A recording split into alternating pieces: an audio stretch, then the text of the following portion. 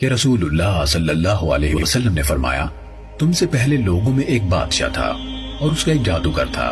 جب وہ جادوگر بوڑھا ہو گیا تو بادشاہ سے بولا کہ میں بوڑھا ہو گیا ہوں، میرے پاس کوئی لڑکا بھیج دیں کہ میں اس کو جادو سکھلاؤں۔ بادشاہ نے اس کے پاس ایک لڑکا بھیجا، وہ اس کو جادو سکھلاتا تھا۔ اس لڑکے کی آمد و رفت کی راہ میں ایک راہب تھا، یعنی عیسائی درویش، یعنی پادری تارک الدنیا۔ وہ لڑکا اس کے پاس بیٹھا اور اس کا کلام سنا تو اسے اس کی باتیں اچھی لگی۔ اب جادوگر کے پاس جاتا تو راہب کی طرف سے ہو کر نکلتا اور اس کے پاس بیٹھتا۔ پھر جب جادوگر کے پاس جاتا تو جادوگر اس کو دیر سے آنے کی وجہ سے مارتا۔ آخر لڑکے نے جادوگر کے مارنے کا راہب سے گلہ کیا تو راہب نے کہا کہ جب تو جادوگر سے ڈرے تو یہ کہہ دیا کر کہ میرے گھر والوں نے مجھے روک رکھا تھا، اور جب تو اپنے گھر والوں سے ڈرے تو کہہ دیا کر کہ جادوگر نے مجھے روک رکھا تھا۔ اسی حالت میں وہ لڑکا رہا کہ اچانک ایک بڑے درندے پر گزرا کہ جس نے لوگوں کو آمد و رفت سے روک رکھا تھا۔ لڑکے نے کہا کہ آج میں معلوم کرتا ہوں کہ جادوگر افضل ہے یا راہب افضل ہے۔ اس نے ایک پتھر لیا اور کہا کہ الہی، اگر راہب کا طریقہ تجھے جادوگر کے طریقے سے زیادہ پسند ہو تو اس جانور کو قتل کر تاکہ لوگ گزر جائیں۔ پھر اس کو پتھر سے مارا تو وہ جانور مر گیا اور لوگ گزرنے لگے۔ پھر وہ لڑکا راہب کے پاس آیا، اس سے یہ حال کہا تو وہ بولا کہ بیٹا، تو مجھ سے بڑھ گیا ہے، یقیناً تیرا رتبہ یہاں تک پہنچا جو میں دیکھتا ہوں، اور تو عنقریب آزمایا جائے گا۔ پھر اگر تو آزمایا جائے تو میرا نام نہ بتلانا۔ اس لڑکے کا یہ حال تھا کہ اندھے اور کوڑی کو اچھا کرتا اور ہر قسم کی بیماری کا علاج کرتا تھا۔ یہ حال جب بادشاہ کے مصاحب جو کہ اندھا ہو گیا تھا سنا تو اس لڑکے کے پاس بہت سے تحفے لایا اور کہنے لگا کہ یہ سب مال تیرا ہے اگر تو مجھے اچھا کر دے۔ لڑکے نے کہا کہ میں کسی کو اچھا نہیں کرتا، اچھا کرنا تو اللہ تعالیٰ کا کام ہے۔ اگر تو اللہ پر ایمان لائے تو میں اللہ سے دعا کروں گا تو وہ تجھے اچھا کر دے گا۔ وہ وزیر اللہ پر ایمان لایا تو اللہ نے اس کو اچھا کر دیا۔ وہ بادشاہ کے پاس گیا اور اس کے پاس بیٹھا جیسا کہ بیٹھا کرتا تھا۔ بادشاہ نے کہا کہ تیری آنکھیں کس نے روشن کی؟ وزیر بولا کہ میرے مالک نے۔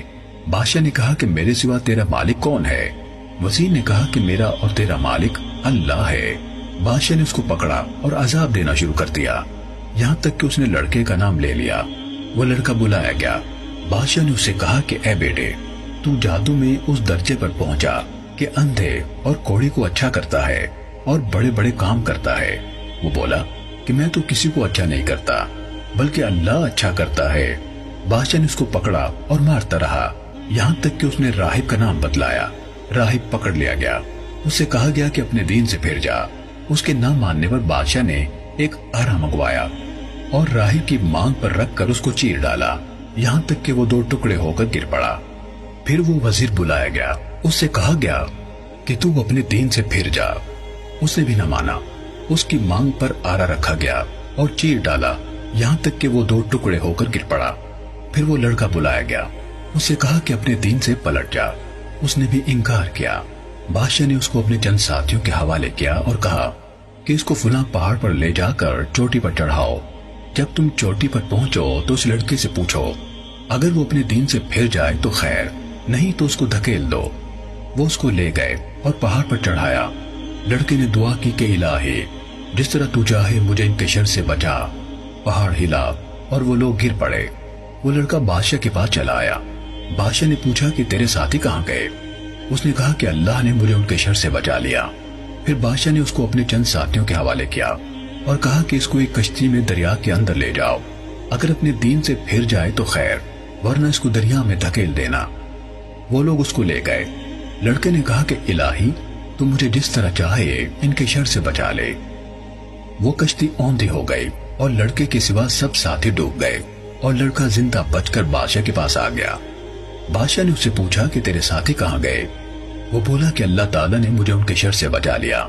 پھر لڑکے نے بادشاہ سے کہا کہ تم مجھے اس وقت تک نہ مار سکے گا جب تک کہ جو طریقہ میں بتلاؤں وہ نہ کرے۔ بادشاہ نے کہا کہ وہ کیا؟